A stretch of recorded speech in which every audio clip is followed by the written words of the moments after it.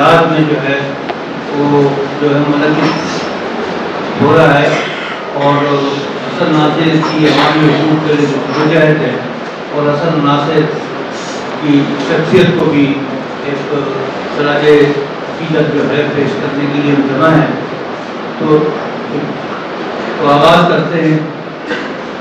مشہور جو ہے ایک کالمسٹ تھے ابراہیم جلیس مرحوم، انہوں نے یہ جو ہے لکھا کہ ایک رات وہ میرے گھر میں سو گیا. ایک رات وہ میرے گھر، ایک کالمسٹ تھے ابراہیم جلیس مرحوم، انہوں نے یہ جو ہے لکھا کہ ایک رات وہ میرے گھر میں سو گیا. ایک رات وہ میرے گھر سو گیا اور یہ ہدایت کر کے سو گیا.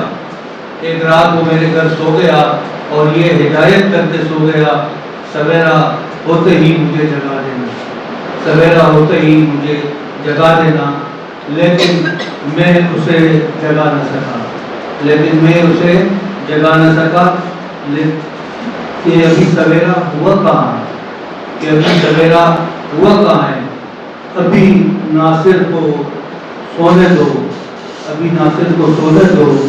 سویرا ہوگا تو وہ خود جاگ جائے گا، سویرا ہوگا تو ناصر خود جاگ جائے گا. تو ہمارا جو ہے پینلسٹ آج جو ہے اس کی ابتدا ڈاکٹر تنویر طاہر صاحب سے کریں گے. قاری صاحب آپ ڈاکٹر تنویر صاحب کا تعارف بتا دیں. ان کا بہن صاحب ڈاکٹر تنویر صاحب سابقہ دور میں اسٹوڈنٹ لیڈر کے طور پر سرگرم عمل رہے. سندھ نیشنل اسکول فیڈریشن سے ان کا تعلق تھا. چھوٹوں دور حکومت سے لے کر ضیاء امریت تک ڈاکٹر صاحب جو ہے دیوبند کی سزائیں برداشت کرتے رہے اور پروفیشن کی زندگی بھی اختیار کی. ڈاکٹر صاحب سینئر ترین صحافی ہیں اور ڈاکٹر صاحب سابقہ کمیونسٹ پارٹی آف پاکستان کے سرخ پرچم کے عدالت ڈاکٹر صاحب کی ذمہ داری تھی. ڈاکٹر صاحب کو سرخ پرچم لکھتے تھے اور شائع کرتے تھے. ڈاکٹر صاحب میرے استاد بھی ہیں اور میرے استاد ڈاکٹر جبار کٹک اور غلام اکبر کے بھی استاد ہیں، اور وہ میرے استاد ہونے کے ساتھ ساتھ میرے دادا استاد بھی ہیں.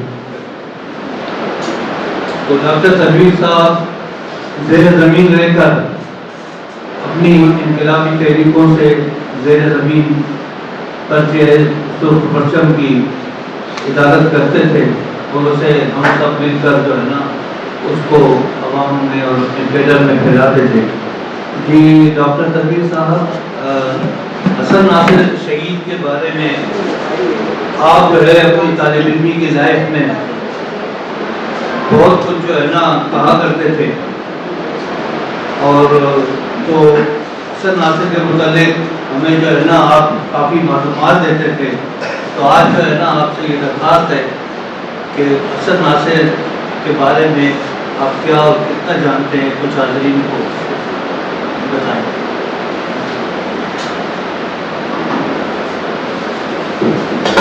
ابھی مجھے میرا تعارف راستے میں بتایا گیا کہ میں بیٹا زیر زمین کام سے آیا ہے.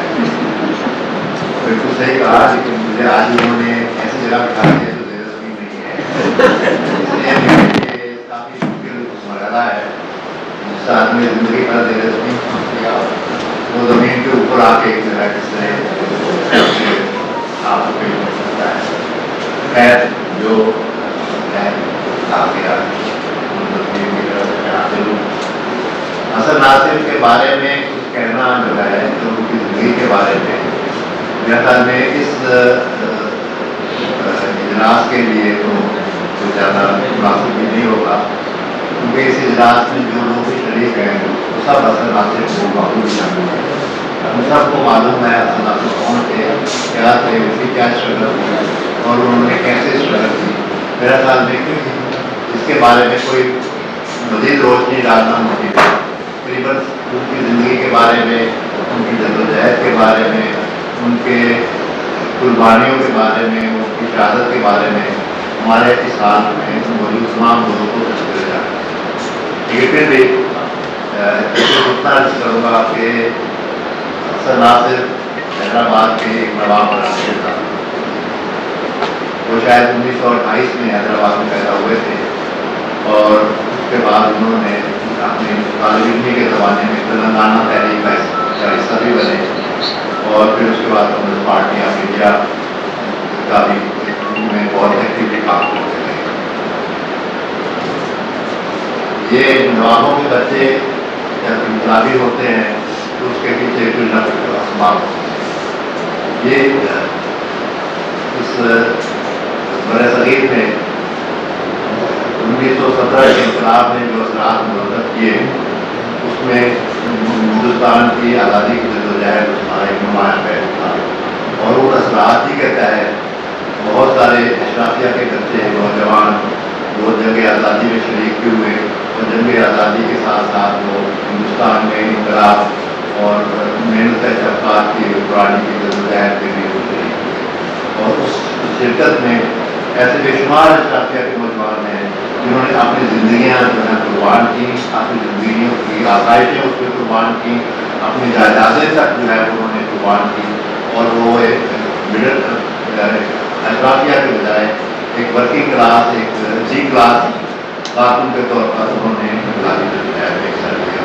اس میں ایک حسن ناصر جب قیام پاکستان کے وقت کے دور میں حیدرآباد سے لندن کے لیے روانہ ہوئے تھے تو گھر والوں نے ان کو تعلیم کے لیے لندن بھیجا تھا, لیکن وہ کراچی میں اتر گئے اور کراچی میں انہوں نے آ کے کمیونسٹ پارٹی آف پاکستان کے دفتر جو لائٹ ہاؤس کے سامنے والی بلڈنگ میں تھا وہاں پہ انہوں نے پارٹی کے آفس میں جا کے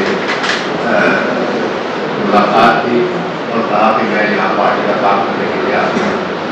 سجاد ظہیر آ چکے تھے. سجاد ظہیر سے مل کے انہوں نے یہاں پہ کمیونسٹ پارٹی آف پاکستان کے کام میں شرکت کی اور جس طرح کی زندگی کو گزار کے آئے تھے اس سے بالکل برعکس انہوں نے آگے مزدور طبقے میں کام کرنے کے لیے مزدوروں جیسی ہی زندگی گزاری.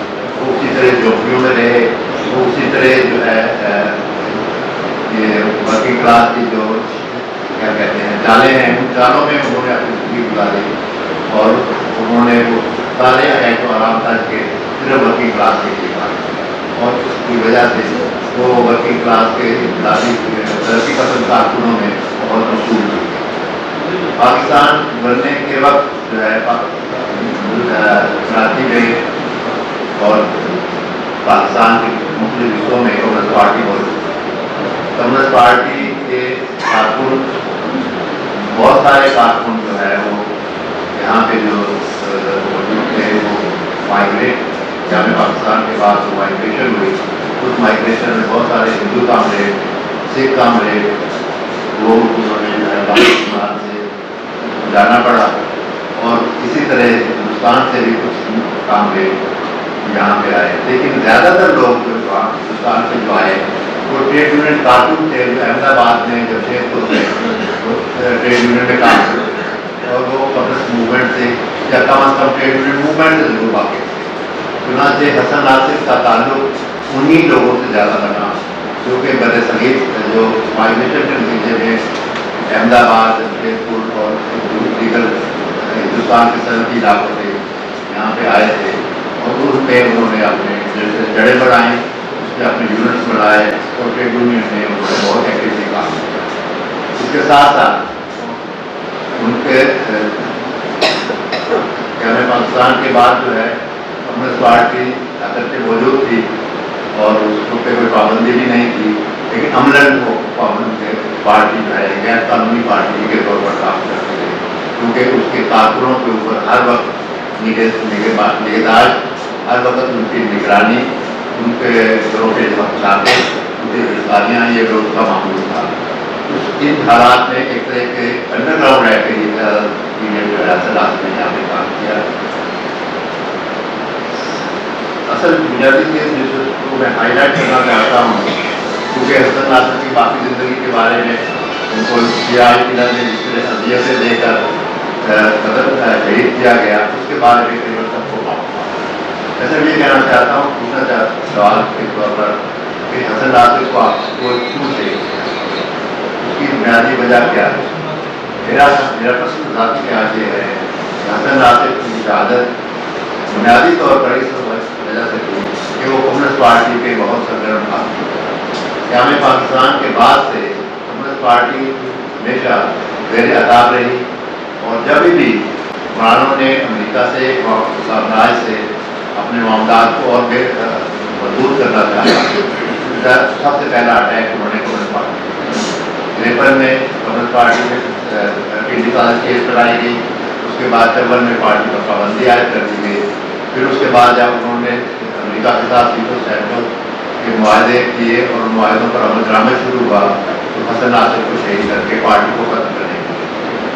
और इसके बाद फिर जब पार्टी ने 60 की दिहाई में अवामी उभार में अपने आप की मौजूदगी को पहचान करवाई, उस उभार का एक हिस्सा बनी और उस उभार को पैदा करने का मुहर्रक भी बनी, तो पार्टी नुमाया तस्दीक के तौर पर एक नुमाया प्रेशर ग्रुप के तौर पर सामने आई।